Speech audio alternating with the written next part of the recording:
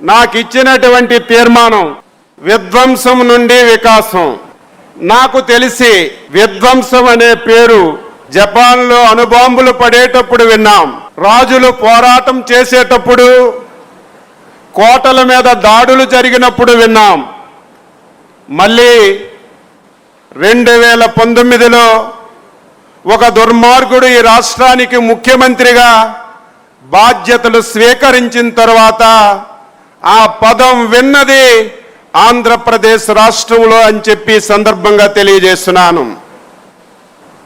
నేను చాలా సందర్భాల్లో చెప్పాను, ప్రజలది తప్పని. పార్టీకి సంబంధం లేదు, ఎవరికీ సంబంధం లేదు. వ్యక్తిగతంగా నేను ఎప్పుడూ ఒక పౌరుడిగా ఈ మాట చెప్తుంటాను. ప్రజలు ఎప్పుడూ అప్రమత్తంగా లేకపోతే చాలా పెద్ద ప్రమాదం జరుగుతుంది. ఆ ప్రమాదమే 2019వ సంవత్సరం ఎన్నికల్లో జరిగిందని ఘంటాపథంగా నేను చెప్పదలిచాను.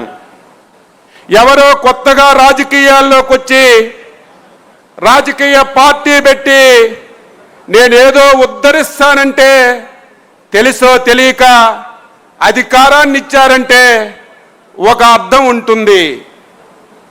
తండ్రి అధికారాన్ని అడ్డం పెట్టుకొని 1,00,000 కోట్ల రూపాయలు దోపిడీ చేశారనే అభియోగాలున్నటువంటి వ్యక్తి 11 ఛార్జ్షీట్లలో 16 మాసాలు జైల్లో ఉండి ఒక దొంగని తెలిసి ఓట్లు వేసి అధికారాన్ని ఇవ్వడం ప్రజలు చేసినటువంటి పెద్ద పొరపాటు అని చెప్పి సందర్భంగా తెలియజేస్తున్నాను. ప్రజలు ఇచ్చినటువంటి అధికారాన్ని కనీసం రాష్ట్రం గురించి, ప్రజల గురించి, ఈ రాష్ట్ర భవిష్యత్తు గురించి ఆలోచించవలసినటువంటి ముఖ్యమంత్రి అధికారం వచ్చిన తర్వాత ప్రమాణ స్వీకారం చేసినటువంటి మొదటి రోజు నుంచి దిగిపోయినటువంటి చివరి రోజు వరకు ఆంధ్రప్రదేశ్ రాష్ట్రాన్ని విధ్వంసం చేయడమే ఒక ప్రణాళికగా పెట్టుకొని పనిచేసిన విషయాన్ని ఈ సందర్భంగా తెలియజేస్తున్నాను. దానికి సజీవ సాక్షులుగా ఆ రోజు శాసనసభలో, శాసనసభ బయట ఆంధ్రప్రదేశ్ రాష్ట్ర తెలుగుదేశం పార్టీ అధ్యక్షులుగా నా కళ్ళతో నేను చూసి అనుభవించానని చెప్పి సందర్భంగా తెలియజేస్తున్నాను.